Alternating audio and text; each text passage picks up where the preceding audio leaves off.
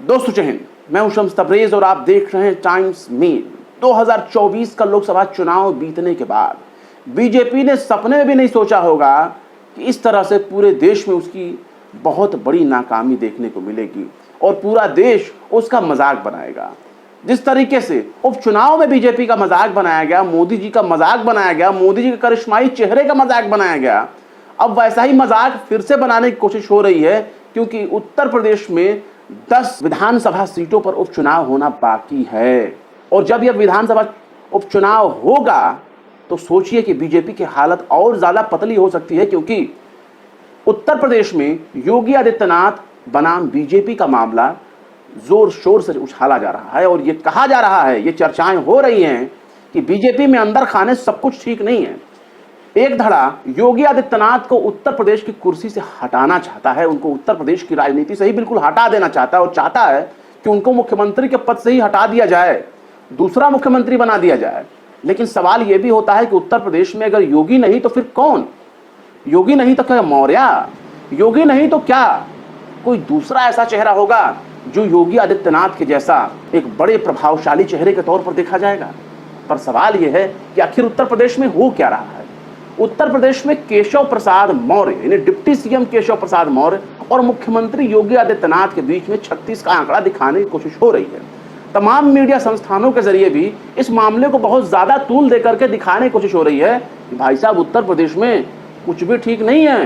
कुछ भी नहीं का मतलब कुछ भी हो सकता है वहां, और आने वाले समय में उत्तर प्रदेश की क्या हालत होगी इसको लेकर के कोई गारंटी के साथ ये नहीं कह सकता कि योगी आदित्यनाथ ही उत्तर प्रदेश में मुख्यमंत्री की सीट पर कायम रहेंगे या मुख्यमंत्री की सीट पर बने रहेंगे। जिस तरीके से लोकसभा चुनाव में अयोध्या की सीट हारने के बाद बीजेपी बद्रीनाथ में भी हार गई, उसके बाद से उसका हिंदुत्व का जो एजेंडा है वो कहीं ना कहीं फेल होता नजर आ रहा है। जो धार्मिक स्थानों को लेकर के, मजहबी पहचान को लेकर के, धार्मिक पहचान को लेकर के जिसके लिए बीजेपी पहचानी जाती है अपने शुरुआती दौर से, अपनी स्थापना के दौर से, वो पहचान कहीं ना कहीं हिंदुत्व का एजेंडा, हिंदुत्व की पहचान फेल होता नजर आ रहा है, कमजोर पड़ता जा रहा है। लेकिन उत्तर प्रदेश में करारी शिकस्त के लिए या फिर अयोध्या की सीट ना निकल पाने की वजह से भले ही भाजपा पर लोग सवाल उठा रहे हों, भले ही मुख्यमंत्री योगी आदित्यनाथ को सवालों के घेरे में घेरने की कोशिश हो रही हो, पर बद्रीनाथ की सीट कैसे हार गए?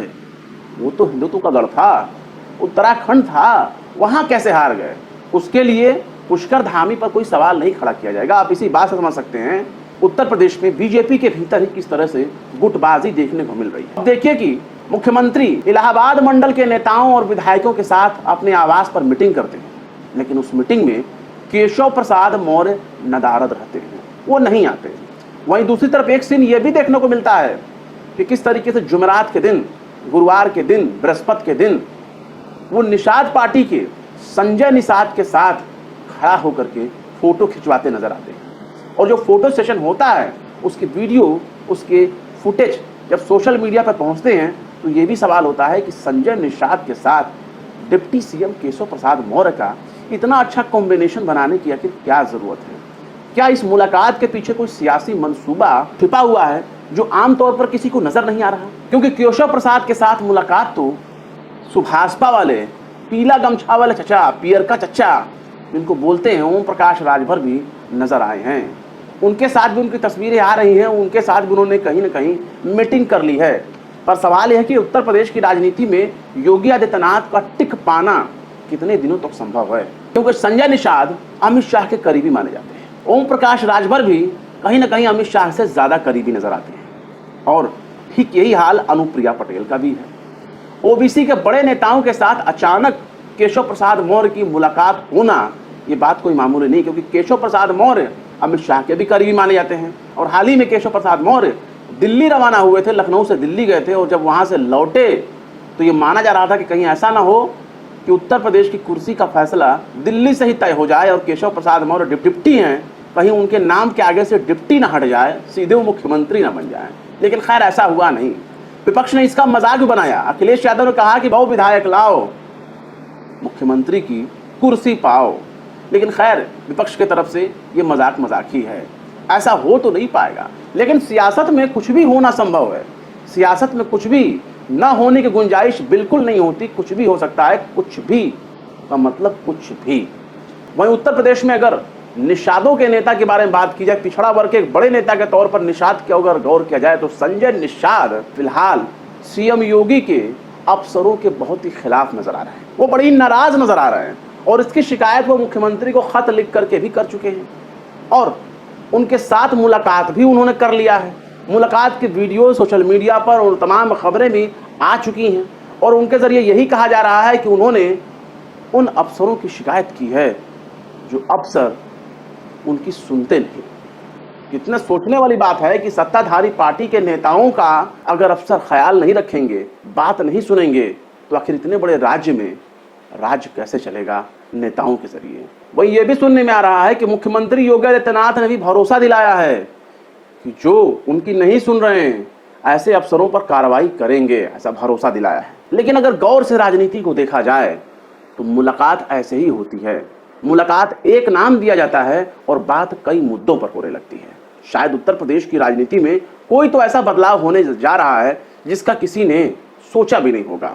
हो सकता है योगी आदित्यनाथ को हटाने की पूरी तैयारी बीजेपी ने कर ली हो सकता है योगी आदित्यनाथ को टक्कर देने के लिए किसी ऐसे ओबीसी नेता को लाया जा रहा हो जो कई बार दिल्ली के चक्कर लगा चुका हो, जो कई बार ओबीसी के बड़े बड़े नेताओं के साथ मुलाकात कर चुका हो। और उत्तर प्रदेश में अगर ओबीसी का नेता बनाया जाता है, उत्तर प्रदेश में मुख्यमंत्री की कुर्सी पर अगर किसी ओबीसी नेता को बैठाया जाता है तो इससे उत्तर प्रदेश के तमाम ओबीसी और पिछड़े वर्गों के नेताओं को साधने में बहुत बड़ी कामयाबी हासिल हो जाएगी और बीजेपी के लिए 2027 का चुनाव उतना मुश्किल नहीं होगा जितना मुश्किल अभी नजर आ रहा है, क्योंकि अभी 10 विधानसभा सीटों पर उपचुनाव होना बाकी है और इस उपचुनाव को लेकर के बीजेपी में सरगर्मियां तेज है। और अगर बीजेपी 10 सीटों पर कामयाबी अच्छे तरीके से हासिल नहीं करती या विपक्ष से ज्यादा मार्जिन से हारती है तो आप ये भी समझ लीजिए कि 2027 का विधानसभा चुनाव बीजेपी ही नहीं बल्कि योगी आदित्यनाथ के लिए भी बहुत बड़ी मुसीबत बन जाएगा। और विपक्ष तो दूर की बात है, उनको बीजेपी के अंदर से विरोध का सामना करना पड़ेगा। और जिस तरीके से लगातार एक विरोध, एक कशमकश देखने को मिल रही है वो ये बताने के लिए काफी है कि बीजेपी में सब कुछ अच्छा नहीं है। चाहे पियरका वाले चच्चा ओम प्रकाश राजभर से मुलाकात हो, चाहे निषाद पार्टी के चीफ संजय निषाद से मुलाकात हो, केशव प्रसाद मौर्य के मन में कुछ तो ऐसा चल रहा है जिसके बारे में सिर्फ वही जानते हैं या फिर बीजेपी का आला कमान जानता है जो दिल्ली में बैठा हुआ है। जेपी नड्डा से मुलाकातें कोई रूटीन मुलाकात नहीं है, कुछ ना कुछ तो ऐसी बीरबल की खिचड़ी पक रही है जो पकने के बाद अपना रंग और अपने जायके के लिए पहचानी जाएगी। फिलहाल इस खबर में बस इतना ही, इशारों की जबान है, बाकी आप समझ सकते हैं। फिर मिलते हैं किसी और वीडियो में एक नई खबर के साथ। शम्स तबरेज को दीजिए इजाजत। जय हिंद। अगर अभी तक आपने हमारे चैनल टाइम्स मेल को सब्सक्राइब नहीं किया है तो जल्दी से सब्सक्राइब कर दें और बेल आइकन भी प्रेस कर दें।